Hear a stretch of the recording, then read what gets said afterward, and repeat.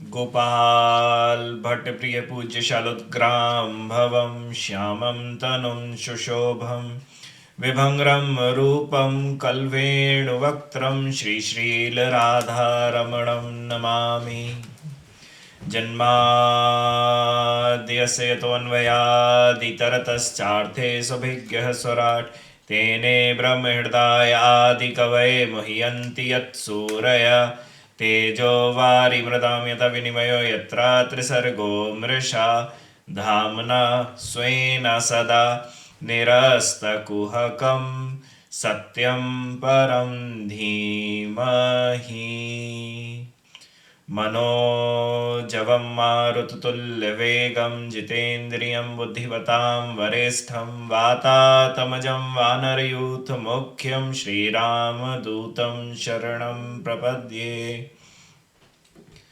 वन्देऽहं श्रीगुरो श्रीयुत्पदकमलं श्रीगुरुन् वैष्णवांश्च श्रीरूपं साग्रजातं सहगण रघुनाथान्वितं तं सजीवं साद्वैतं सावधूतं परिजनसहितं श्रीकृष्णचैतन्यदेवं श्रीराधाकृष्णपादान् सहगण ललिता श्रीविशाखान्वितांश्च च।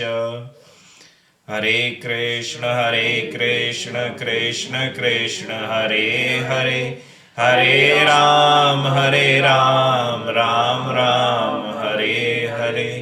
हरे कृष्ण कृष्ण कृष्ण हरे हरे, हरे राम राम राम हरे हरे। हरे कृष्ण कृष्ण कृष्ण हरे हरे, हरे राम राम राम हरे हरे।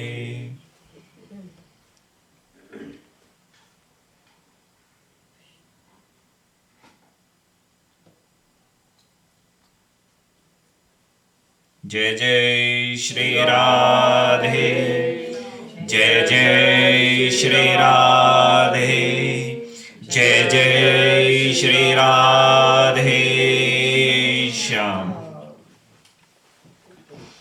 रसवर्धनी, रस विनोदिनी, रस मोहिनी, रस विलासिनी श्री राधा रानी की महत कृपा करुणा से हम सभी भगवतगण श्रोतागण श्री राधा रानी की तत्व की है श्री राधा मद भागवत कथा का श्रवण करने हेतु इस कथा तत्व से हम प्रेम की प्राप्ति हेतु यहाँ सब समुपस्थित हुए हैं। आज कथा का पंचम दिवस है। महाराज कल श्री राधा रानी की मान की कुछ कथा का वर्णन हमने करा था। मान की कथा में हमने यह समझाने करने का प्रयत्न करा कि वह जो राधा रानी है वह मान क्यों करती है, वह गुस्सा करके क्यों बैठ जाती है। और आखिरी में कथा करते करते महाराज बताया था कि एक बार भगवान श्री कृष्ण ने भी मान करा था, गलती से महाराज वो भी माननी के चक्कर में ही मान करना पड़ा था। माननी थक हार गई, यमुना मैया की कृपा जब प्राप्त हुई है, कृपा शक्ति है वह, तब जाके भगवान श्री कृष्ण का मान छूटा, कान पकड़ लिए श्री राधा रानी ने कि इसके बाद अब इससे मैं मान नहीं करवाऊंगी, ये मेरे ऊपर ही बढ़िया लगता है। तो महाराज दूरे आत्मा यस्य तस्य भावा दुरात्मा, कल हमने दुरात्मा का एक अर्थ करके आपको बताया था और वह यह बताया था कि दुरात्मा एक माने तो यह होता है कि बुरी आत्मा। हाँ, परंतु जब भागवत जी में जब यह दुरात्मा शब्द गोपियों ने रास पंचाध्यायी के अंदर बोला है 30वें अध्याय के 35वें श्लोक में, तो महाराज रसिकों ने इसकी दूसरी डेफिनेशन करके रख दी। उन्होंने कहा वह गोपी जो भगवान श्री कृष्ण को अपने से दूर कर देती है, महाराज वह गोपी जब वह दूर हो जाते हैं तो वह आत्मा दूर हो गई है, तो वह दुरात्मा कहलाती है। और भगवान श्री कृष्ण को वो मान के अंदर जाके दूर करती हैं।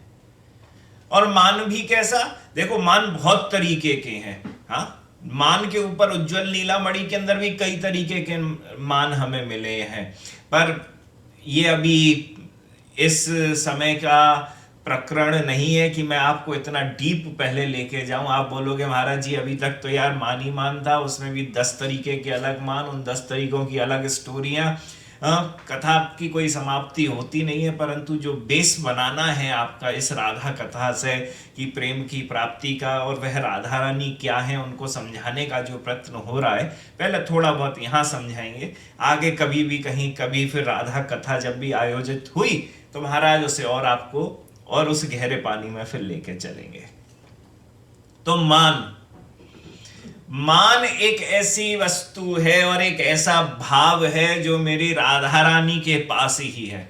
और इस समस्त संसार में जितनी भी देवियां हैं, जितनी भी ऋषि कन्याएं हैं, चाहे महाराज कितनी भी औरतें संसार में स्त्रियां क्यों नहीं हो, उन सब में से किसी के पास भी मान का गुण नहीं है। मान का गुण सिर्फ राधा रानी के पास है, या मान का कुछ अंश लेके एक वाम प्रवृत्ति का एक मान होता है जो गोपियां रखती हैं, एक वाम प्रवृत्ति एक दक्षिण प्रवृत्ति का। तो वह गोपियां भी जिस मान को रखती हैं, वो भी महाराज मान जो है राधा रानी की देन है। जैसे एक कथा आती है कि महाराज गोपियां भी भगवान श्री कृष्ण को बहुत छेड़ती थी। ऐसा नहीं था कि सिर्फ भगवान श्री कृष्ण ही छेड़ते थे गोपियों को। महाराज जैसे छेड़ने में चंचल तो बहुत है ही है, और ये भी चंचलाएं, खूब तगड़ी चंचलाएं। एक बार चंद्रावली महाराज कहीं जा रही थी, दही की मटकी लगी हुई थी, भगवान श्री कृष्ण पहुंच गए दान लीला करते हुए, भाई दही पिला दे। वो बोली कि यार दही कहां से पिलाऊं, मेरे पास कोई बर्तन थोड़ी ना। भगवान श्री कृष्ण बोले ला मटकी दे दे मुझे, मैं मुंह लगा के पी जाऊंगा। बोले पागल है का, मेरी मटकी झूठी कर देगो, किसी काम में आएगी ना। ना ना पात्र लेके आ खुद। बोले कहां पात्र लेके आऊं, इस जंगल में कहीं कोई पात्र नहीं, दही पीना है तेरा। महाराज चंद्रावली बोली वो कदम्ब का पेड़ दिख रहा है ना, उसके पत्ते लेके आ, उसके दोना बना, मैं दही दूंगी इसके अंदर, और जब दही दे दूंगी, दही लियो उसका पान कर लियो। चंद्रावली ने ये बात सुझाई, भगवान श्री कृष्ण को बड़ा प्रसन्नता हुई। बोले यार अकल तो है इस लड़की में। महाराज कदम के पेड़ पर चढ़ गए, और जैसे ही चढ़े चंद्रावली घर के दिए भग गई, और भगवान ऊपर चढ़े हुए हैं। अब भगवान महाराज नीचे उतर के आए, चंद्रावली चंद्रावली चंद्रावली दिखे तब ना। महाराज दूर दूर तक चंद्रावली दिखी नहीं। भगवान ने भी कमर को फेंटा कसो, बोले दारी की हमें ऊपर चढ़ा के भाग गई, अगली बार देखूंगा नंद का छोरा हूं तो बदला लेके रहूंगा। महाराज अपने ब्रज के पदों के अंदर तो आता है कि भगवान श्री कृष्ण उस दिन सीधे पहले तो गोपी बने, और गोपी बनने के बाद अब महाराज चंद्रावली के गांव में पहुंचे। अब गांव में पहुंच गए तो घर तो मालूम नहीं है कि उसका घर कहां पे है। तो महाराज हर एक के यहाँ पे जा जाके पूछ रहे हैं चंद्रावली के यहाँ पे, भाई चंद्रावली कहाँ रहती है, चंद्रावली कहाँ रहती है, गोपी के वेश में है। तो सामने से किसी सज्जन ने पूछा कौन है रे तू, यहाँ काय बात को आई है। बोले मैं बाकी ना वो बुआ की बहन की मैं बेटी हूँ, मैं वो मेरी बहन लगे चंद्रावली, तो मैं उनसे मिलने के ताई आई हूँ। मैंने आज तक कभी घर पे आई नहीं थी, नाम सुना है बड़ी रूपवान है, ऐसा सौंदर्य किसी को भी ना है, मैं उनसे मिलना चाहूँ। अच्छा हाँ ना सुंदर तो बहुत है बहुत है, देख वो ना बा घर के वो चौथे घर के बाद जाके रहवे वहां पे, तुम वहां चली जा। ठीक है महाराज। खट खट खट खट खट खट आयो ठाकुर जी ने। चंद्रावली बाहर निकल के आई। अब महाराज अरे मेरी बहना, अरे मेरी बहना, अरे अरे मैं तो तेरा नाम ही सुनो, इतनी रूपवान है। वो बोली यार कौन टेंशन आके बहना बहना कर रही है। बोले तुम कौन। महाराज लंबो चौड़ो 4 और दूर रिश्तेदारन को परिचय बता दियो। बोले मैं वाके वाके भैया की, वाकी बहन की, वाकी बुआ की मैं वो छोरी हूँ, और तेरा जब से नाम सुना बस मैं तेरे दर्शन करने के लिए आई। बोले अच्छा अच्छा अच्छा ठीक है ठीक है ठीक है। बोले नहीं मैं तेरे संग रहना चाहती हूँ, कुछ सीखना चाहती हूँ। और लेके महाराज सीधे सबसे पहले आलिंगन करा। आलिंगन करा यार, चंद्रावली को लगा यार इसकी तो जो सीना ये तो आदमियों जैसा है। भगवान श्री कृष्ण भी पहचान गए, गुरु ताड़ गए, यार ये तो गलत चीज है। तो ये बोले अरे सखी क्या करूं, छाती है मर्दानी सी। महाराज ठीक है कोई बात नहीं। बोले चल अब यमुना चलेंगे। हाँ चलो जी।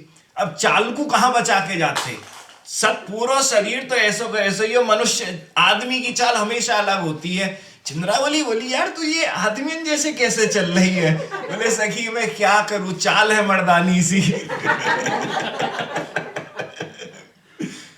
अब महाराज चले, पहुंचे वहां यमुना के तट पर, पानी वानी लिया, जलवल लिया, एक दोनों हाथन में महाराज मटका उठाए लिए। हाँ मटका उठाए लिए तो बोली यार तेरे अंदर तो बड़ी ताकत है।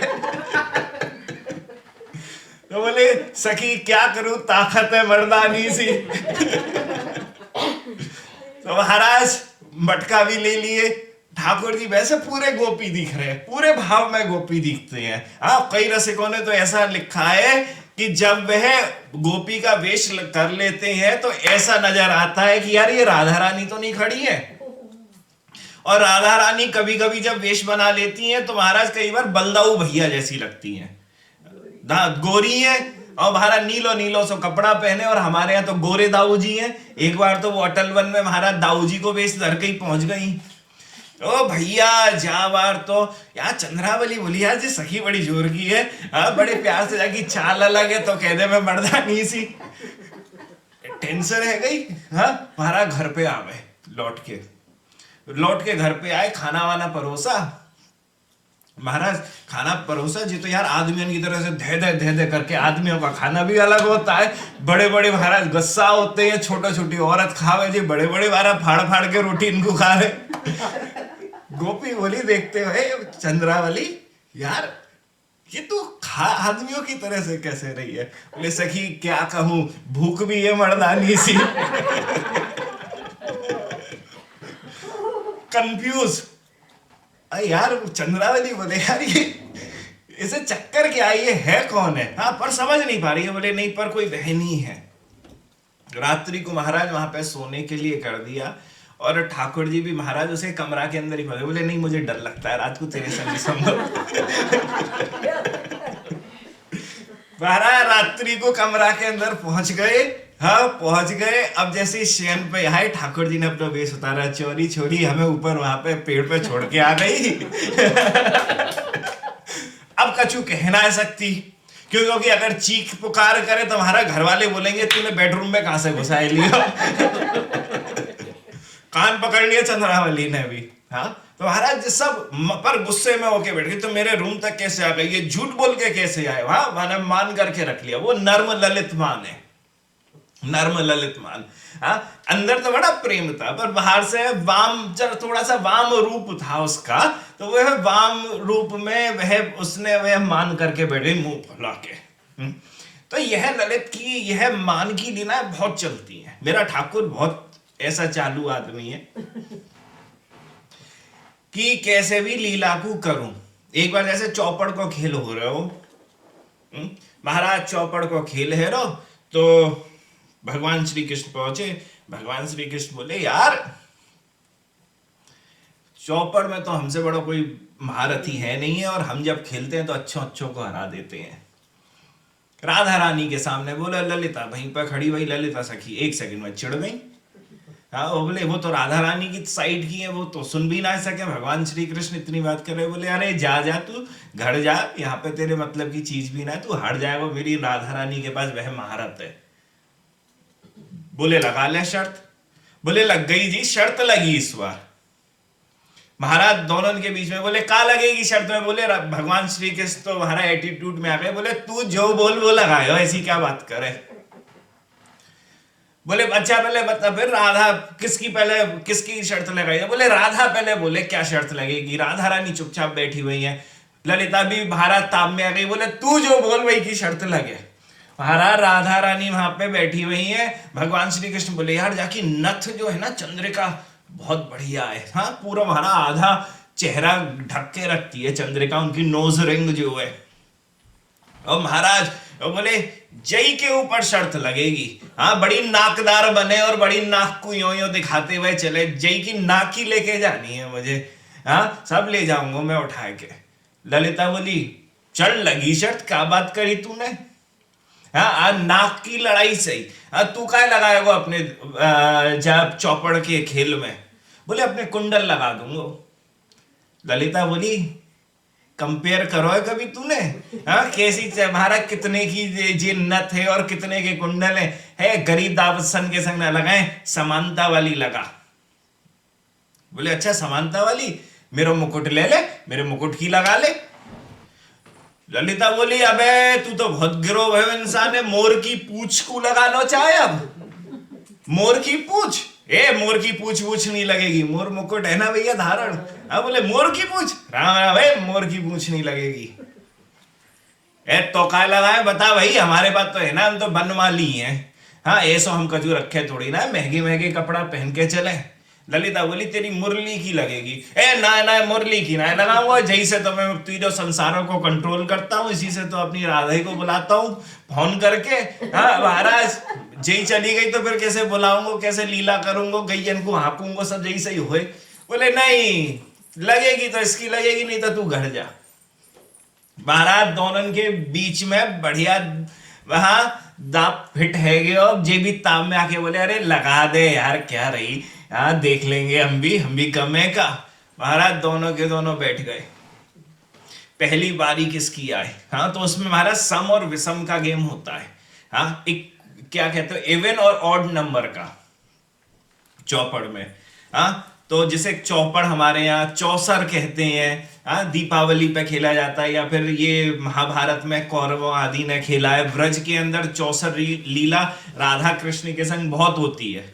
हाँ दीपावली पे भी चौसर लीला होगी। हाँ हम भी जाएंगे, ठाकुर ने अगर कृपा कर दी तो हम भी चौसर लीला ठाकुर जी के संग वहां राधा रमन जी के संग खेलेंगे। उसमें देखते हैं, हम राधा रानी की टीम में आ जाते हैं राधा रानी को जिताने को। पिछली बार महाराज दोनों के दोनों ऐसे कंट्रोल में है, और ऐसे के ऐसा दाब लड़ो तो कोई भी नहीं हार पाया था। उससे पहले वाली जो हुई थी उसमें दो बार से राधा रानी जीत रही थी।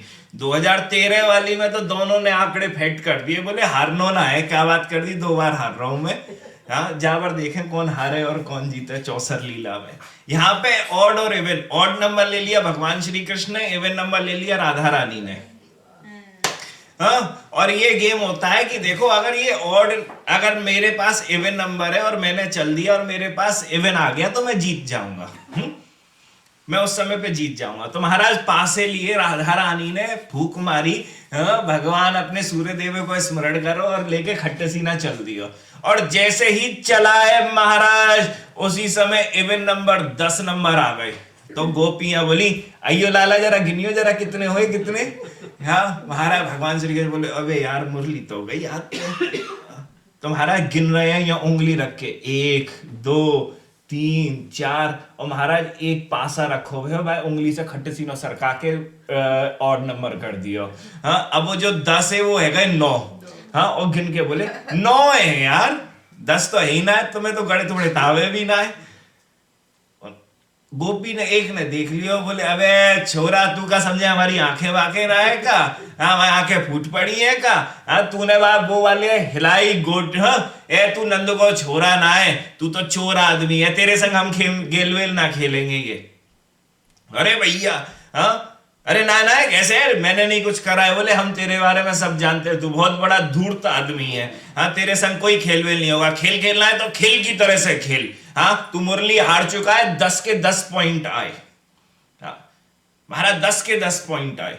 जैसे इस बात को कहा भगवान श्री कृष्ण बोले यार खेलना तो है, यार पहली बाजी पर हार गए, मुरली हाथ से चली गई है, क्या करें।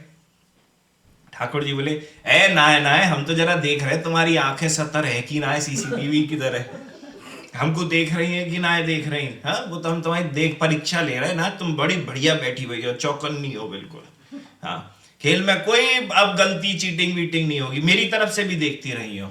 हाँ और महाराज जैसे ये करा करने के बाद यहाँ पे राधा रानी मुरली हार गए सबसे पहले। अब बोले दूसरी किस पे लगेगी? हाँ अब दूसरा तो बोले मुरली पे लगा लो। भगवान श्री कृष्ण बोले जो हार गए वहां पे थोड़ी ना लगे, दूसरी चीज बता, दूसरी क्या किस चीज पे लगेगी? बोले भाई अब तो मेरे पास कछु ना है बच्चों। ललिता बोली ना तेरी पीतांबरी पे लगेगी, अब तुझे नंगा करके भेजेंगे आज। तुझे नंगा करके भेजेंगे। भगवान बोले कमे का लगा ले, लगा जय पीताम्बरी पे लगा तू।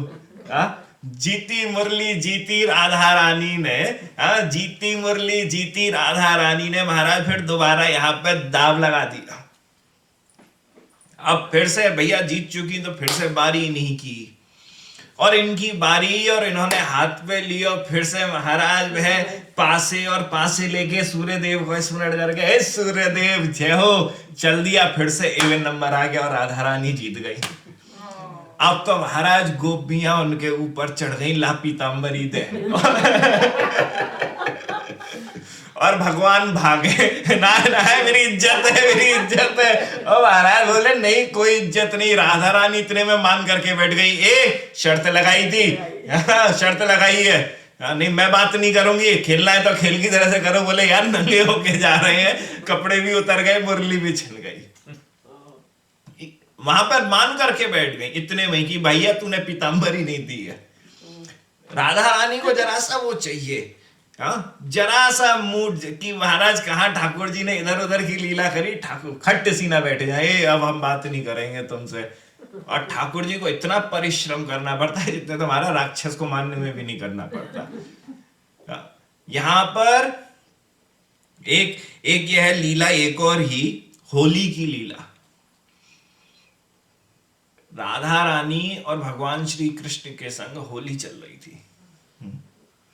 राधा रानी बहुत चालाक हैं जब होली खेलती हैं, बहुत चतुर, और पलक भी नहीं झपकती हैं। हमारे ब्रजाचार्यों ने अपने पदों के अंदर लिखा है कि पलक भी नहीं झपकती हैं। पलक झपके गए काम से। महाराज देखो आप जरा कभी वहां पे जाओ, या फिर वो होए ना ये जितने सारे सिक्योरिटी मैन जो प्राइम मिनिस्टर प्रेसिडेंट की सिक्योरिटी में, आंख भी नहीं झपकते, यूं ही देखते रहते महाराज कहां से कौन सा जूता पड़ने वाला जॉर्ज बुश को यही देखते रहते हैं। ठीक उसी प्रकार से यहाँ पे भी महाराज राधा रानी भी बड़ी चौकन्नी रहती है, यार ये बड़ा चंचल आदमी है, कहां से कब आ जाए कुछ भी कर ले मालूम नहीं चलेगा, और मैं खट्टे सी ना हट जाऊंगी। तो होली की लीला महाराज, भगवान श्री कृष्ण और भगवान श्री कृष्ण के गोपगण एक तरफ, गोपियां और राधा रानी दूसरी तरफ। रंग की पिचकारी लगी हुई है, हाथों में गुलाल धरा हुआ है, और महाराज सब कुछ भर भर के पड़ा हुआ है, भर के पड़ा है। और अब भगवान श्री कृष्ण ने गुलाल सब जगह फैला दिया, और किसी को कुछ नजर नहीं आया। चुपके से राधा रानी के पीछे आ गए और लेके धाए सीना पिचकारी मार दी, धार। और जैसे ही पिचकारी की धार पड़ी, राधा रानी को बस आवाज आ गई, इतनी महाराज आज उनके अंदर बिजली जैसी रफ्तार थी कि खुद तो अपने शरीर को हटा लिया, हाँ शरीर को तो हटा लिया, परंतु अपना हाथ महाराज उस पिचकारी की धार पे दूर से कर दिया।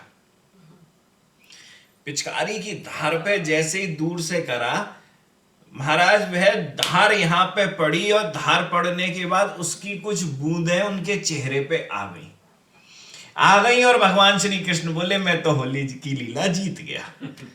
राधा रानी बोली ये तो चीटिंग हुई, सामने से आता तो मानते, मर्द का बच्चा है सामने से आना था। बोले यहां मर्द वर्द कुछ नहीं चलती है, खेल का तो नियम कुछ भी ये होता है कि कैसे भी जीतो, खेल में खेल के नियम होते हैं, यहाँ पे मर्द का बच्चा और औरत का बच्चा कहीं कुछ नहीं आती है। अब यहाँ पे बोले नहीं, हाँ उन्हें मालूम था वो हार चुकी है, गुरु मुंह फूल गया उनका। और जैसे ही मुंह फूला है, गोपियों ने और भगवान श्री कृष्ण ने उस मुंह फूले हुए को देखा है, और वह रंग की, लाल रंग की कुछ फुहारें उस गौर महाराज चंद्रमा के कुछ पे चेहरे पे पड़ी हुई थी। यह देखते ही वह सबके सब बेहोश हो गए। ऐसा सुंदर चेहरा नहीं देखा कभी, यह राधा रानी का भाव ही नहीं देखा। क्या बढ़िया महाराज, मुंह फूला हुआ है, गुस्से में बात नहीं करेंगी, और महाराज यहाँ पे वो रंग की कुछ छींटे हैं, वह लालिमाओं जैसी लग रही हैं उनके चेहरे पर, बाल थोड़े थोड़े से बिखरे हुए हैं, थोड़ा सा गुलाल शरीर पर लगा हुआ है, हाथ महाराज पूरा लाल हो चुका है। और यहाँ पर महाराज भगवान श्री कृष्ण ने उस लालिमा को और महाराज उन राधा रानी को, माननी को देखा, देखते ही बेहोश हो गए। राधा रानी बोले अब तो हम खेल नहीं खेलेंगी, हार गई थी, खेल नहीं खेलेंगी। और जैसे उन्होंने मना करा महाराज, सब पूरा खेल बंद हो गया। अब सब अनुनय विनय करने पहुंच गए हाथ जोड़ के, अरे भैया मान जाओ, इसमें क्या है, खेल में तो हार जीत चलती रहती है, आज हार गई तो क्या, बोले नहीं अब हम नहीं खेलेंगे, हमारा मूड खराब हो गया। अब होता है ना क्रिकेट में, हाँ यही होता है टीम के अंदर, हमारा एक दो जगह आज अब मूड नहीं है गुरु, अब हार गए, जैसे आउट हुए अब मैं तो घर जा रहा हूँ। हाँ होता है ऐसे, खेल के अंदर सबसे ज्यादा होता है, जरा सा मूड जल्दी से खत्म हो जाए पूरा खेल डिस्टर्ब, पूरे प्लेयर्स डिस्टर्ब हो जाते हैं। यहां पे भी राधा रानी मुंह फुला के बैठे, अब मैं नहीं खेलूंगी। महाराज जैसे इस बात को कहा, सबके सब बोले नहीं नहीं, अरे मान जाओ मान जाओ मान जाओ। बोले नहीं, मुझे तो पहले कृष्ण से बदला लूंगी, उसके बाद खेलूंगी। अब यार बदला कैसे लिया जाए? भगवान बोले तू लेके दिखा। महाराज जैसे ही तो कृष्ण बोले और राधा बोली यार पर लूं कैसे? अब कंफ्यूज है, मुंह बुला के बैठी हुई है, आइडिया दिमाग में आ नहीं रहा है यार कि मैं इनके संग लड़ूं कैसे। बड़ा दिमाग आउट हो रहा है, बड़े दिमाग के अंदर गुबार फूट रहे हैं, आइडिया निकालने की कोशिश हो रही है कि इन्हें हराना है और अपने मान से भी अलग होना है। कुछ आइडिया आ नहीं रहा, टाइम वेस्ट का वेस्ट हो रहा है। कुछ देर के बाद भैया ललिता आई और ललिता आके बोली यार आधा घंटा हो गया तुम्हें ये सोचते हुए कि इसे हराना कैसे, पर तुम्हारे दिमाग में आइडिया नहीं आ रहा है, तो एक काम कर, मैं तुम दोनों को एक आइडिया देती हूं और वह आइडिया ऐसा आइडिया है कि तुम दोनों खुश हो जाओगे। बोले क्या आइडिया है? महाराज राधा रानी के कान में गई, गुड़ गुड़ गुड़ गुड़ करके कछु कह दिया। बाकी बात फिर कन्हैया के कान में गई और वहां पे जाके गुड़ गुड़ कह दिया और दोनों के दोनों खुश है गए। क्या आइडिया था? बोले राधा रानी अपने काजल को भगवान श्री कृष्ण की आंखों पे लगाए, और ये लगाएंगे और वो लगवाएं तो महाराज ये सब टेंशन खत्म हो जाएगी। भगवान श्री कृष्ण तो चाह रही है कि भैया राधा रानी आए, स्पर्श करें, हाँ कुछ मेकअप वेकअप करें। हाँ जी तो बड़ी जल्दी, हाँ हाँ क्यों नहीं आने दो। और राधा रानी बोली हाँ अरे नहीं नहीं बड़ा बढ़िया समय, बड़ी बढ़िया चीज बताइए, हाँ हाँ ठीक है, हाँ मैं अभी जाइए ऐसे ही हराऊंगी। महाराज ये कह दिया।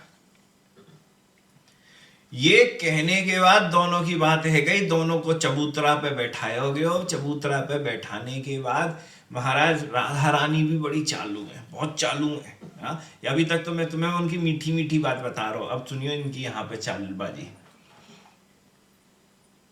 अपनी काजल निकालो तो एक उंगली से ना, दो उंगली से निकालो। बोले एक से तो कम निकलेगा यार, दो से लगाऊंगी आंखन में, तो कि महाराज ऊपर ऊपर भी और नीचे भी लग जाए ऐसे भूत की तरह से। हमारा अपने दो उंगली से काजल, दो उंगलियन में काजल भर लियो बढ़िया तरीके से। और बढ़िया तरीके से काजल भरने के बाद भगवान श्री कृष्ण को हाथ पकड़ लियो। भगवान श्री कृष्ण का हाथ पकड़ा, कलाई पकड़ी, कलाई पकड़ के जैसे बच्चे को कलाई पकड़े बैठा के, हाँ ला मैं लगाती हूँ। हाँ कभी कभी होता है ना कि बच्चा वो करता है, अरे नहीं नहीं मेरी आंख में चुभन हो रही है, जल रही है, मत लगाओ, परंतु माँ लगाती है। ऐसे महाराज राधा रानी ने पकड़ लिया हाथ। भगवान श्री कृष्ण बड़े प्रेम में है, बड़े प्रेमाविष्ट है। बोले लगा लगा भैया आ जाए लगा। महाराज राधा रानी पहुंची, पहले एक उंगली रखी और जैसे ही दूसरी उंगली रखी भगवान श्री कृष्ण के दिमाग की घंटी बज गई। और जैसे ही घंटी बची, अब भगवान करे अरे यार ये तो टेंशन है, ये तो आज तो मैं फंसने वाला हूं, ये तो दूसरी उंगली लग रही है, आज तो मेरा तो भैया बिला बिला सब आदिवासी बन जाऊंगा मैं क्या करूं। तो महाराज दूसरी वाली उंगली यहां लगने को है। अब भगवान श्री कृष्ण अपनी पूरी ताकत लगा रहे हैं राधा रानी के चंगुल से बाहर निकलने के लिए। महाराज पूरी ताकत लगा दी तो राधा रानी का हाथ, अपना हाथ राधा रानी के हाथ से नहीं छुड़ा पाए, ताकत नहीं है उनके अंदर। और मैं तो कितने दिनों से मैं भागवत कथाओं में यही कहता हूं, भगवान श्री कृष्ण में ताकत है भी नहीं है। हाँ खुद एक तरफ लाठी और दूसरी तरफ राधा रानी का कंधा, 200 सपोर्ट चाहिए होते हैं। और जब राधा रानी नहीं होती है तो बलदाऊ जी का कंधा चाहिए होता है, 3 जगह से टेढ़े हैं, सीधे भी नहीं खड़े हो पाते हैं। इतना माखन खाया महाराज, सब कछु खा लिया, बिल्कुल है ही नहीं है, लुंजू पुंजू से है, मैं तो यूं कहूं। कसरत वसरत कछु करे ना, भगवान की राधा रानी की कृपा है उनके ऊपर, जो महाराज सबको पकड़ लियो, मार लियो, कर लियो। यहां पे लुंज पुंज स्थिति, और महाराज पूरी ताकत लगा ली। राधा रानी बोले अच्छा बेटा हमारे संग तो कुश्ती लड़े दो, पिछली बार तो तुझे हमने कुश्ती के मैच में अपनी आंखन से ही हराए दियो, और आज तू यहाँ पे आयो भयो हमारे संग हाथ पकड़ के सीना जोरी कर रहा है। बोले बेटा भी देखा तुझे हम दूसरों दाब दिखावे। और भैया महाराज हाथ को राधा रानी ने जल्दी से छोड़ा और छोड़ के गला पकड़ लिया भगवान श्री कृष्ण का। अब महाराज गला पकड़ लिया, भाई कौन सा दाब कहवे, गल भैया कौन सा एक दाब होए, गले को दाब होए कुश्ती में। महाराज वो वहां में लिखो भी भयो बाकी ब्रज के पदन में, बोले वो दाब लेके मार दियो पकड़ के, टेंटुआए दबा दियो कस के, और कस के दबा के बोले अब तू छुड़ा के दिखा जाए। हाँ, और महाराज दोनों उंगलियन से लेके धै महाराज काजल को पोत पोत के आंखन में लगाया हुआ है। और भगवान श्री के छोड़ छोड़ छोड़, बोले आज तो बेटे हमारा पकड़ने का नंबर है, छोड़ने का नहीं है। ये राधा रानी की ताकत है महाराज। हिंसा पे आती है ना राधा रानी, भगवान श्री कृष्ण कुछ कर नहीं सकते हैं। राध धातु, राध हिंसायाम धातु से राधा बनता है। राधा के नाम के 7 अर्थ हैं अलग अलग। एक अर्थ है राध हिंसायाम धातु से राधा बनता है, जो हिंसा करती हैं वह राधा कहलाती हैं। आप बोलोगे यार प्रेम देवी है दूसरी तरफ हिंसा कर रही है, ये क्या है? हिंसा के कारण वह राधा कहलाती है। अगर हिंसा नहीं है उनके अंदर, मैं कहूं महाराज प्रेम भी नहीं है। सब भगवान श्री कृष्ण भी हिंसक नहीं है, भगवान श्री कृष्ण भी हिंसक नहीं है, राधा रानी हिंसक है। तुम बोलोगे अरे क्या बात कर ली, उन्होंने तो महाराज एक मच्छर को भी ना मारो, इधर इतने सारे राक्षस मार दिए उन्होंने, 4 5 महाराज वो लड़ पहलवान मार दिए कंस के उस एरा के अंदर, एरिना के अंदर। महाराज कंस को उठा के पटक के मार दिया। आप ये कहोगे, और मैं कहूंगा यार सब नौटंकी थी, सब नौटंकी है। 7वां स्कंद पहला अध्याय और 31वां श्लोक। भयात कंसोह, प्रथम लाइन कहती है भयात कंसो, बोले कंस को भगवान श्री कृष्ण प्राप्त हुए भय के कारण। और मैं सोचता हूं यार भय किस बात का था उस कंस को? 10,000 हाथियों का बल था उसके अंदर, उसे किस बात का भगवान श्री कृष्ण से भय हो गया? और सच में देखूं, उसकी पास्ट लाइफ में जाऊं, पास्ट लाइफ में चलो भैया, पहले वो कालनेमी था, विष्णु से बड़ी लड़ाई हुई महाराज, भगवान विष्णु ने उसे मार दिया। और मारने के बाद उसके संग हुआ क्या महाराज? शुक्राचार्य पहुंचे, संजीवनी देके उसे फिर से पैदा कर दिए, फिर से उसे जीवित कर दिया। जीवित करते ही फिर उसमें गुस्सा आ गई, बोले मैं तो भगवान विष्णु को फिर से जाके मारूंगा। और पहुंच गया महाराज मदिराचल पर्वत पर। मदिराचल पर्वत पर 36,000 वर्ष तक वो उसने तप करा, ब्रह्मा का अनुष्ठान करा। महाराज ब्रह्मा आया तो यह बोला कि मुझे वह वर दो जिससे मैं कृष्ण को हरा दूं, मैं उसको पराजित करना चाहता हूं। वो बोला, ब्रह्मा बोला भैया ये चीज तो मैं दे ही नहीं सकता, ये तो मेरे भी हाथों के दूर की बात है, जो मेरे पास नहीं है वो मैं तुझे कैसे दे दूं? बोले नहीं तुझे देना पड़ेगा, मैं मांग रहा हूं तुझे देना पड़ेगा। ब्रह्मा डर गए बात से। ब्रह्मा ने ठीक है भैया ले जा तू। और सच में अगर देखो तो भैया रावण से भी ज्यादा ताकत थी उसके अंदर, कंस में। 2 महीने तक युद्ध चला था, अगर वाल्मीकि रामायण से देखो तो 2 महीने तक राम और रावण का, भगवान श्री राम ने 2 महीने लगाए थे रावण को मारने में। एक दिन में नाम, पहले तो वो अमृत को टुंडी मिली ना है रही, वो तो बाद में मालूम चली, तब जाके मारा है, बाण मारो, अमृत जलाया है। 2 महीने लगे थे। हिरण्याक्ष को भी महाराज मारने में टाइम नहीं लगा था, एक गाल पे चाटा, धाए सीना मारो, की मुंडी घूम गई। बड़ा पहलवान था, सब देवता डर के मारे भागते थे। और कंस इन दोनों से ज्यादा महाराज ताकतवर था। जो कृष्ण को मारने के लिए तो महाराज मचल रहा था, मरने के बाद भी जिंदा होके महाराज भगवान श्री कृष्ण को मारना चाहता था, उसे कृष्ण से भय कैसे हो सकता था? उसे कृष्ण से, अब यो बोलो भागवतम यार गलत तो नहीं है। गोप्यः कामाद कंसो, और क्या है ये, भयात कंसो। बोले यार ये भागवतम गलत तो नहीं है, भागवतम जो बात कहती है सही कह रही है, परंतु यार हमें नहीं लग रहा है कि ये सही है। कृष्ण के अंदर तो ताकत थी नहीं। और कंस ऐसा था कि महाराज जब आया इस धरा पर तो उसकी बाजुएं फड़कने लगी, हाथों में खुजली मचलने लगी, और महाराज चाह रहा था कि मैं सबसे लड़ूं और सबसे लड़के अपना एक छत्र राज करूं। और महाराज युद्ध करने के लिए गया है,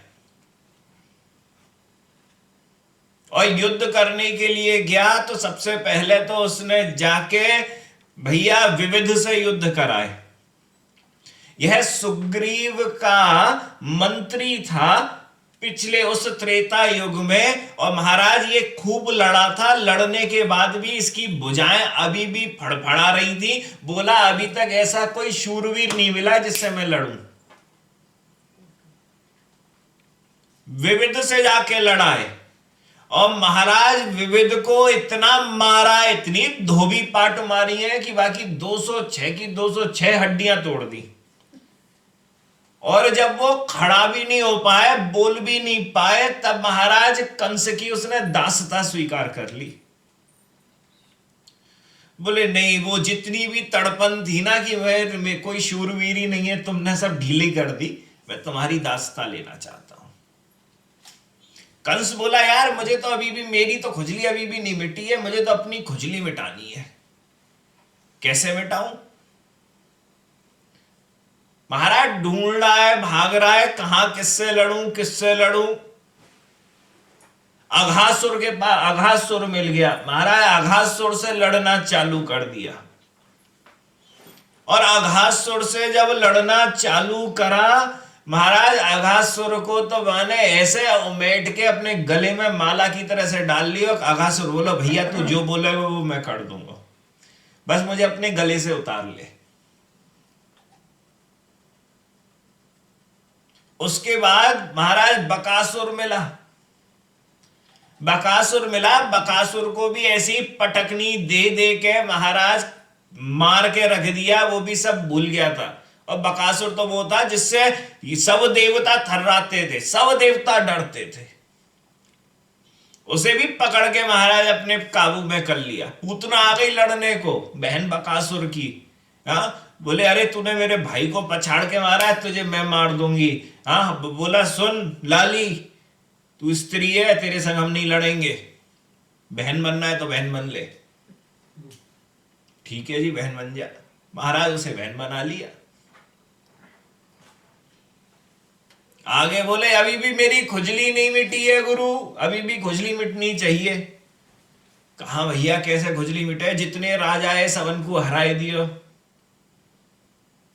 हराने के बाद महाराज किसी ने कहीं बाणासुर है, बाणासुर को जाके हरा।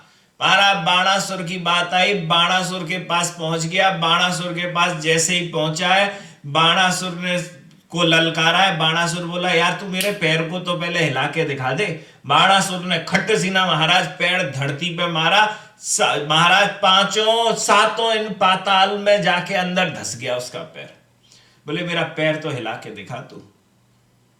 उस कंस ने महाराज बाणासुर को यूं उठाया और उठा के मारा, हवा में फेंक दिया। बोले यार क्या बात करता है तू, हमसे लड़ेगा? वह बाणासुर जिससे सब थरथराते थे, सब डरते थे, सब भागते थे, वो महाराज यहां पर आया। सात जिसके पाताल में अंदर जाके उसके पैर धसे हुए हैं और उसे 1 सेकंड में उठा के फेंक दिया। 1 सेकंड लगा उसे।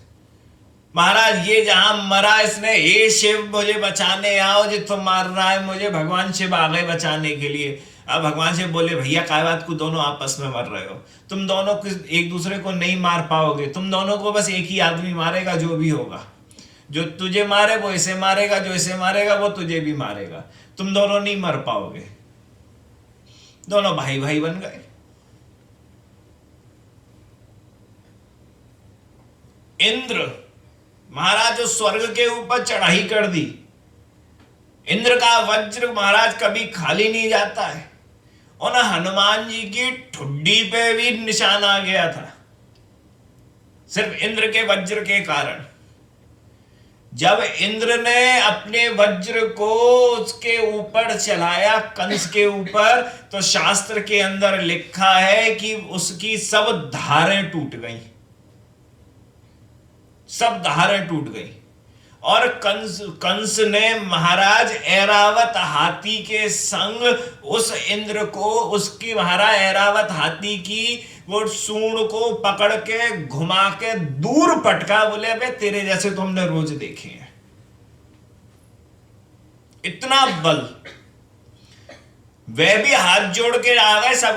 महाराज इंद्र भी हाथ जोड़ के आ गए, साहब क्षमा कर दो, माफी चाहूं कि अब फालतू में लड़ लिया तुमसे।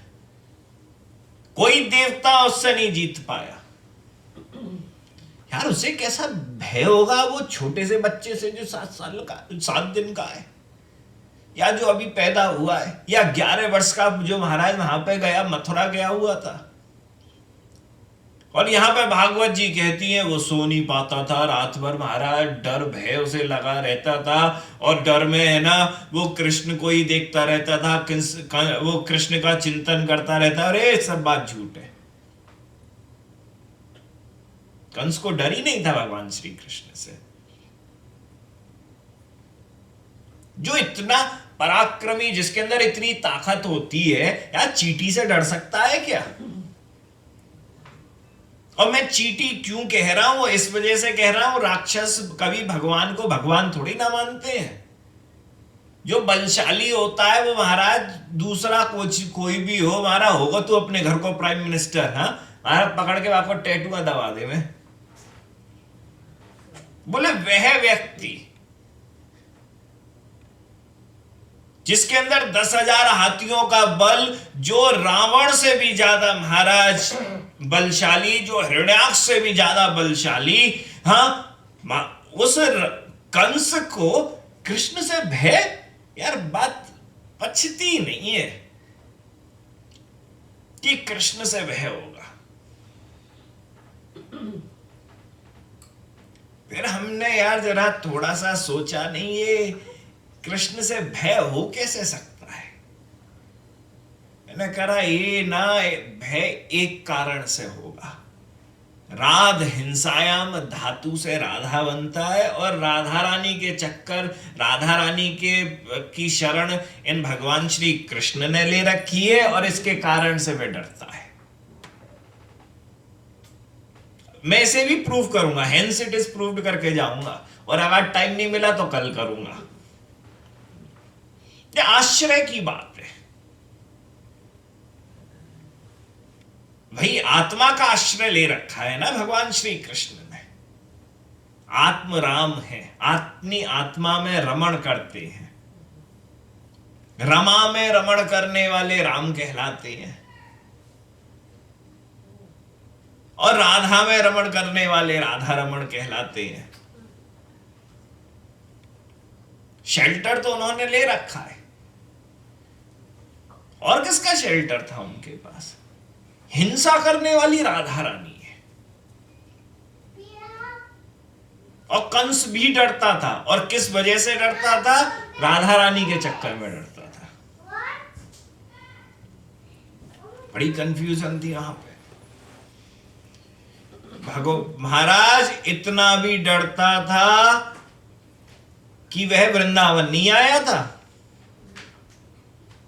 सबको भेजता था, अरे तू चलो जा, तू चला जा, तू चला जा, तू चला जा, अरे मार दे उसे, मार दे उसे। अरे इतनी ताकत थी तेरे अंदर तो क्यों नहीं जाके मार दिया? राधा रानी से डरता था। वृंदावन टेरिटरी तो राधा रानी की है और वह वृंदावनेश्वरी है। हम बोल रहे बड़ी सुकोमल है, अरे हल्की फुल्की सी है। एक तो महाराज वो जब भगवान श्री कृष्ण उनके ब्रेसलेट बांधते हैं ना फूलों का भी, तो राधा रानी सीधे हाथ भी नहीं कर सकती हैं। अगर हाथ करेंगी तो महाराज हाथ में दर्द हो जाता है, कलाई में दर्द हो जाता है। आप अगर वहां के रसिक शास्त्रों को पढ़ो तो महाराज भगवान श्री कृष्ण अपने घुटने को ऊपर करते हैं और श्री राधा रानी का यह जो हाथ होता है अपने घुटने पर रखते हैं, सपोर्ट देते हैं और उसके बाद फिर वह बांधते हैं ब्रेसलेट को फूलों के। इतनी सुकोमल है। और एक में तो आया है, हमारे शास्त्रों में भी है, राधा बाबा ने भी अपने जो उन्हें लीला स्मरण हुआ है उसके अंदर भी है कि महाराज एक फूल एक धागे के अंदर पिरोया हुआ होता है और उसे राधा रानी जब पहनती हैं तो उससे भी राधा रानी का गले पे कटने का निशान पड़ जाता है। इतनी हल्की फुल्की सी है। और मैं कह रहा हूं राध हिंसायाम धातु से राधा बनता है। हिंसा करने वाली, हिंसा कहेंगे। और इन हिंसा करने वाली का आश्रय श्री कृष्ण ने ले रखा है, जिसके कारण वह कंस से बचे हुए थे। आश्रय की बात है। देखो आश्रय किसका ले सकते हो? प्रहलाद महाराज ने तो कहा कि बच्चा अगर सोचता है कि उसका आश्रय माता और पिता है तो वह गलत सोचता है। छोटा बच्चा अगर सोचता है कि उसका आश्रय माता पिता है तो वह गलत सोचता है। 7वें स्कंद के 9वें अध्याय के अंदर आया है ये। अगर समुद्र या नदी में डूबने वाला यह सोचता है कि उसका आश्रय नाव है तो वह गलत सोचता है।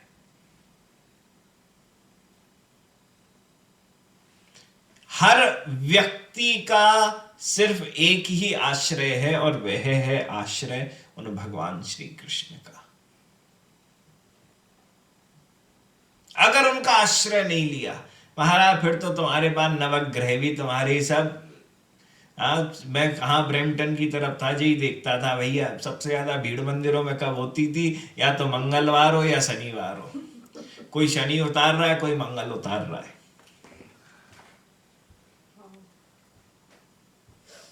आश्रय की बात करो। वह सूर्य भी कुछ नहीं कर सकता, वह चंद्रमा भी कुछ नहीं कर सकता अगर श्री भगवान श्री कृष्ण का आश्रय प्राप्त नहीं कर पाए तो। अरे यह जीव भी तृतीय स्कंद के अंदर बोलता है कि मैं माता के गर्भ से बाहर नहीं निकलना चाहता हूं। क्यों नहीं निकलना चाहता हूं? क्योंकि इस जड़ माया का आश्रय मुझे प्राप्त हो जाएगा। मैं बहुत संकट में हूं, अंदर हूं, बहुत सारे कष्ट हैं। गर्भ के अंदर बहुत कष्ट होते हैं, मलमूत्र के महाराज भांडे। हम तो महाराज मलमूत्र में पड़ा हुआ होता है, पेट के अंदर जो महाराज कीड़े होते हैं उसे खा रहे होते हैं। कभी मैया यहां चले तो यहां खिसक जाए, कभी मैया वहां सोए तो महाराज उधर की तरफ पटक दिया जाए। बहुत दर्द होता है और इतना कष्ट होता है गर्भस्थ शिशु को जिसका कोई वर्णन नहीं करा जा सकता है। वह गर्भ के अंदर रहते हुए भी उन भगवान श्री कृष्ण से यह प्रार्थना करता है कि मुझे गर्भ से मत निकालो, मुझे आपका आश्रय मिला हुआ है, मैं इस आश्रय को छोड़ना नहीं चाहता हूं, मैं इस आश्रय को, हाँ, मैं इस माया के आश्रय में नहीं पड़ना चाहता हूं। और महाराज जैसे ही आता है, आने के बाद फिर तो यहाँ को आश्रय, जे आश्रय, मैया बाप को आश्रय, सवन के आश्रय मिल जाते हैं। अरे क्या बात करो यार, ये देखो अपने जीवन के अंदर यह बात लगा के देख लो, संसार में तुम कहीं भी घूम के आ जाओ, हाँ, 6 महीने के ट्रिप पे भी चले जाओ, हाँ, बड़े बढ़िया से बढ़िया 5 स्टार होटल में भी क्यों ना जाके रहे हो, जब तुम घर लौट के आते हो ना, और वो जो अपनी टूटी हुई पलंग पे जो नींद आती है, वह नींद तुम्हें उस 5 स्टार होटलों में भी नहीं मिली होगी। क्यों नहीं मिली होगी? क्योंकि यह मेरा है और मेरा घर है और मैंने इसका आश्रय ले रखा है। ये आश्रय की बात है। वो नींद और कहीं नहीं मिलेगी। मैं जो मैं का आश्रय है। हम तो अपने घर, अपने बेड इतना प्रेम करते हैं महाराज, कोई बात ही नहीं है कहने की। हर एक के घर के अंदर या हर व्यक्ति के पास 1 या 2 तो ऐसे कपड़े होंगे जो 20 साल से चला रहे होंगे। क्यों चला रहे होंगे? क्योंकि ये क्वालिटी का, ये बढ़िया वाला कपड़ा अभी तक मिला नहीं है और इससे कुछ लगाव है। 10 बार पहन रहे हैं उसे, 20 बार पहन रहे हैं उसे, उसका आश्रय ले लिया है। बड़ी मैं बहुत उसकी बात कर रहा हूं अभी मैं, बड़े आश्रय, क्योंकि बड़ा आश्रय तो आप सबने हजारों बार सुना है। मैं सबसे छोटे आश्रय की बात कर रहा हूं। हमारे जीवन के अंदर जो आश्रय लेने के बाद भी हम उन आश्रयों को देख नहीं पाते। जब पत्नी आती ना ये फेंकने को, यार बबूदड़ा सा हो गया, 15 साल से रखा हुआ है, जब से शादी हो रखी है, इसे फेंको इसे। बोले नहीं, इसे नहीं फेंकना है। यहां मोनिका जी हंस रही है। बोले ये नहीं फेंकना है। हाँ, क्यों? क्या लगाव है, क्या आश्रय है यहां पर? और यही छोटे छोटे आश्रय, यही गुंजा सुमेरु न्याय से लगा लो, बहुत बड़ा आश्रय बन जाता है। हाँ, एक छोटे कपड़े से, इस सामान से, इस घर से, अपने रिश्तेदारों से, अपने पारिवारिक जनों से, इस समाज से, अपने नाम से, प्रतिष्ठा से, लक्ष्मी से, ऐश्वर्य से, मान से, सबसे यह बहुत बड़ा महाराज हमारा वह बन जाता है। और इस आश्रय को ही बात करनी जाती है। ये आश्रय जिस दिन चला गया उस दिन प्रेम आ जाएगा, और जिस दिन प्रेम आ जाएगा उस दिन भगवान श्री कृष्ण आ जाएंगे। इस आश्रय के कारण ही ये लैंप नजर आता है, खंबा नजर आता है। हाँ, प्रहलाद का आश्रय तो सिर्फ एक भगवान श्री नरसिंह देव थे, वह नारायण थे। जहां देखता था नारायण के दर्शन होते थे। एक आश्रय था। हिरण्यकश्यपु महाराज तलवार लेके खड़ा हुआ है और बोले कहां है तेरा नरसिंह? बोले इस खंबे में। बोले भाई मुझे नहीं दिखता इस खंबे में, तू झूठ बोल रहा है। बोले इसी खंबे में मुझे दिख सकता है, तुम्हें नहीं दिख रहा है। जाके जैसे ही लात मारी उस खंबे से प्रकट हो गए। खंबे की पूजा थोड़ी ना करी जाती है। ये तो भाव की भक्ति थी। उस भाव की भक्ति में आश्रय भगवान का ले रखा था और उसके लिए मान लिया था मैंने कि मैं आत्मा हूं और आत्मा का कर्तव्य इस शरीर से साधन करके भगवान श्री कृष्ण की प्राप्ति और उनका आश्रय लेना है। महाराज जब करा प्रहलाद महाराज की रक्षा हेतु वह नरसिंह देव बन के आ गए।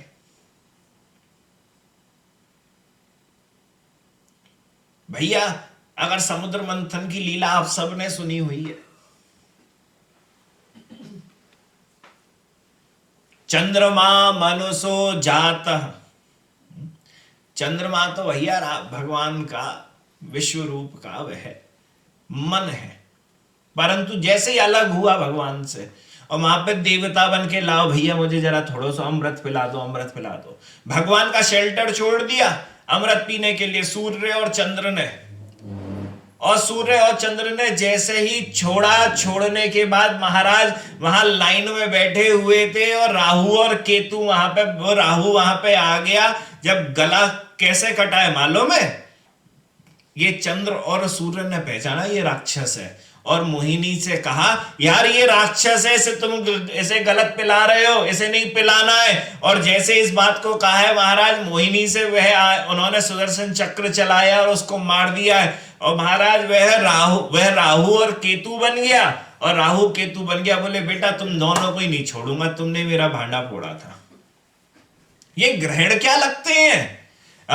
जब महाराज उन चंद्रमा और सूर्य के आगे राहु आ जाता है, उनको खाने के लिए, मारने के लिए, अपना पुराना बदला लेने के लिए, तब महाराज ये ग्रहण लगता है। ये सबका एक हमारे यहाँ शास्त्रीय रीजन है ना। ये थोड़ी ना है उस लीला के कारण। जब बोलता है बेटे अब तो हमारा समय आ गया है, तब भगवान श्री कृष्ण का सुदर्शन कवच उन सूर्य की और उस चंद्रमा की रक्षा करता है। भगवान के आश्रय के बिना ये देवता भी कुछ नहीं है। महाराज शनि पहुंच गया था उनके पास, भगवान शिव के पास। बोला मैं आ रहा हूं तुम्हारे यहां पे रहूंगा। भगवान शिव बोले आजा आजा, ऐसी क्या बात करी है। महाराज शिव ने कह दिया शनि पहुंच गया। 2.5 वर्ष की ढैया चलती है ना शनि की, 7.5 क्या कहते हैं उसे, 7.5 जो चलती है, महाराज वो पहुंच गया वहां पे। भगवान शिव महाराज गायब है गए।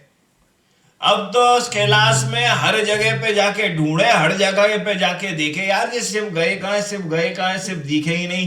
2.5 वर्ष हो गए तो शिव यार छाती चौड़ा के, अरे यार तू यहाँ पे आवा है, सूचना वूचना दी नहीं, मैं कब से तेरा इंतजार कर रहा था। शनि बोला कोई नहीं महाराज, 2.5 वर्ष तो निकल गए और तुम तो गोबर में छुपे हुए थे, मुझे सब मालूम है, पर मैं बड़ा खुश हूं, मुझसे डर के तुम गोबर में छुपे हो। ये नहीं है कि उनके अंदर ताकत नहीं है, ये तो लीला थी। हाँ। भाई उन्हीं का ही तो अंश है, उन्हीं का ही अंश है, शिव का ही अंश है। और यहां पे महाराज बोले अब तो तुम तो हार गए, तुम तो गोबर में छुप गए मेरे कारण। अब मैं जाता हूं तुम्हारे दूसरे रूप को जरा, उसे भी जरा सीधे ठिकाने पे लगाऊं। बोले दूसरा रूप कौन? बोले हनुमान। महाराज हनुमान के पास पहुंच गए और सबसे बड़ी ढैया 7.5 वर्ष की आती है, 7.5 वर्ष तक तुम्हें अच्छी तरीके से रुला के मार के महाराज घसीट के मारती है। वह 7.5 की हनुमान के पास पहुंचे, यार हम तेरे पास रहेंगे 7.5 वर्ष तक। बोले कहां रहोगे महाराज? बोले तेरे सिर पे रहेंगे। बोले ठीक है महाराज तुम्हारी इच्छा है, जहां चाहो वहां रह लो, हमें क्या है। महाराज हनुमान ने कह दिया, हनुमान तो बानर रूप में उन्होंने लियो भैया 7.5 वर्ष के टाइम ऊपर बैठाई दियो शनि को। जैसे ही अपने सिर के ऊपर बैठाया है, बैठाने के बाद महाराज एकदम उचंग छूटी है हनुमान जी को। अरे यार कीर्तन करा जाए, बड़ी देर हो गई कीर्तन नहीं करा है।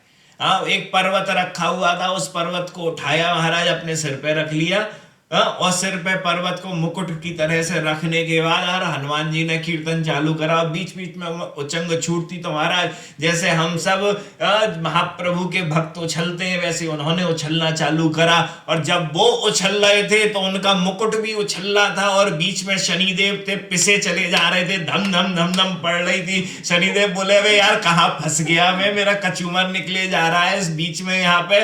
अरे रुक जा भैया क्या कर रहा है? बोले क्या हुआ? बोले ये क्या उछल कूद रहा है? बोले कीर्तन कर रहे हैं हम। ए मत कर, इस पे मत बोलना, हाँ ये हमारी भक्ति है। अच्छा भैया नहीं बोलेंगे। महाराज 2-4 बार और उछले कूदे। शनिदेव बोले भैया तू मुझे नीचे उतार दे, है गई बस मेरी, मैं ना रह सकूं। 7.5 वर्ष के लिए महाराज ऊपर चढ़ा था। जैसे ही कीर्तन चालू हुआ 7.5 मिनट में नीचे आ गया। और नीचे आते वक्त भी यो बोला, वे नीचे आने की जब विनती कर रहा है तब हनुमान जी बोले नीचे उतारेगा तो उतारूं तो तू मुझे क्या देगा? बोले भैया तुझे क्या चाहिए बता दे। बोले भाई हमें कुछ नहीं चाहिए, तू जो देना है वो दे दे, हम तो निष्काम भगत है। बोले जो भगत मेरे पास आके भक्ति करेगा मैं उन सबके ऊपर से अपना दुष्प्रभाव हटा लूंगा। अरे भैया, भक्त को तो यही बात सुननी है कि सबका भला हो, सबका कल्याण हो। महाराज जैसे इस बात को हनुमान जी ने सुना, सुनते अरे वाह ठीक, बहुत बढ़िया, लेके महाराज उतार के नीचे रख दिया। मंगलवार को चोला चढ़ता है, हाँ वे तो हनुमान जी का दिवस है। शनिवार को जो चोला हनुमान को चढ़ता है उसके पीछे भक्ति का भाव है। वहां पे वो नहीं है जी ग्रह को हटा रहे हैं, शनि को वो कर रहे हैं। शनि के पास उस दिन जाया जाता है भक्ति के कारण, क्योंकि वो भक्ति देते हैं। हाँ, हनुमान के पास उस दिन जाया जाता है क्योंकि वो भक्ति देते हैं। हनुमान के डर से वह भक्ति देते हैं शनि।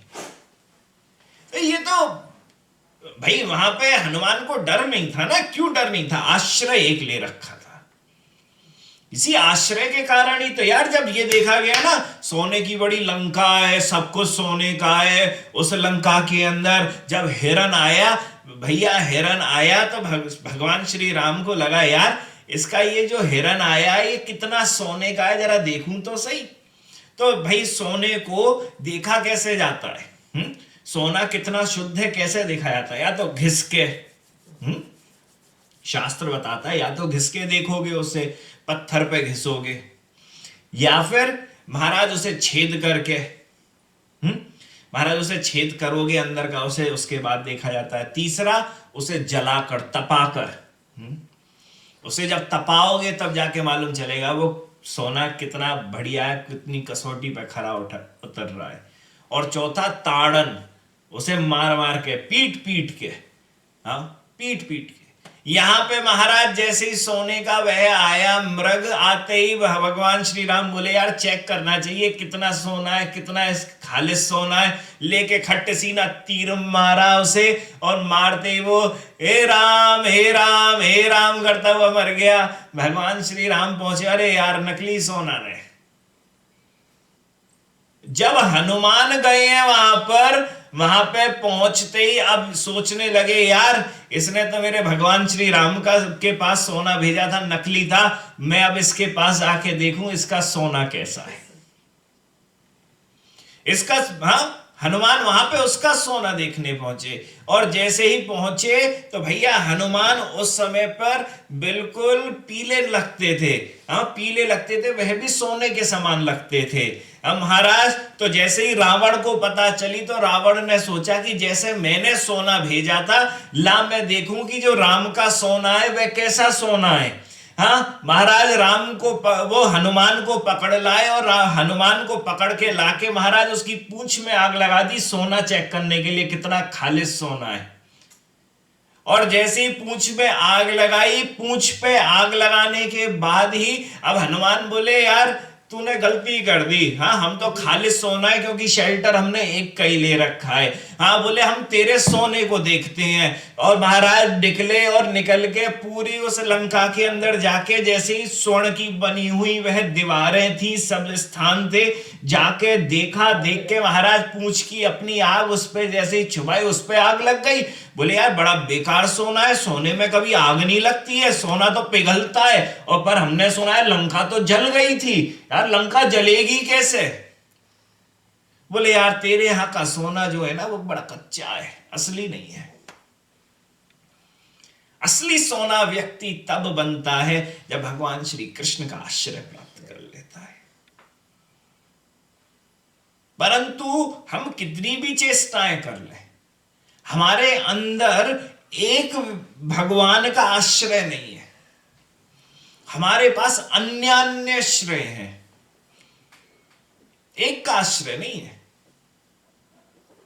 हर वस्तु का आश्रय है। अरे यार आप सबकी क्या बात करो, मेरा मोबाइल भी जब 2 घंटा के टाइम मेरे पास से चलो जाए तो मुझे भी लगे भैया कहां गए, गायब है गए, जीवन जी नहीं पा रहे हैं। हम सेवा करते करते उसके में इतना आश्रित हो गए, और जो सेवा नहीं करते हैं उनका मोबाइल जरा सा इधर से उधर हो जाए, महाराज सांस थम जाए, किसी के हाथ में चलोगे मान कौन सी बैंक की डिटेल कौन होंगी, कौन से मैसेज पढ़ लेगा लोग। आश्रय। पहले पहले कहते थे जब मोबाइल आया नया नया था, दूसरों के घरों में जाके कहते थे हाँ तुम्हारे यहाँ पे वो छोटी पिन वाला चार्जर है इस मोबाइल का। अब कहते हैं भैया तुम्हारे यहाँ पे वाईफाई है क्या। पहले वह चार्जर महाराज का आश्रय होता था, वाईफाई का आश्रय है। हमारे यहाँ पे अगर जीवन में देखोगे तो हमने बहुत सारे आश्रय ले रखे हैं। और आश्रय को मैं जब कह रहा हूं तो आश्रय का अर्थ यह समझ के चलो जो आपको यह इस भाव की अनुभूति कराए कि यह वस्तु नहीं है तो मेरे जीवन में थोड़ा दुख है, वह आश्रय कहलाता है।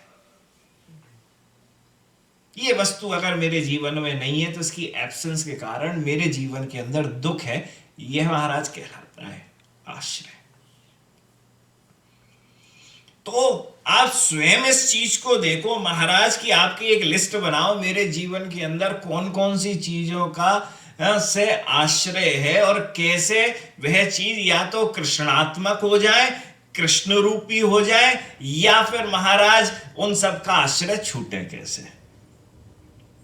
अब लिस्ट में यूं मत बना लियो माता पिता बीवी बच्चा मैं आपको दोनों यहां पे बता रहा हूं, या तो कृष्णात्मक हो जाए या तो कृष्ण रूपी हो जाए और जो जड़ वस्तु है उनका आश्रय चला जाए।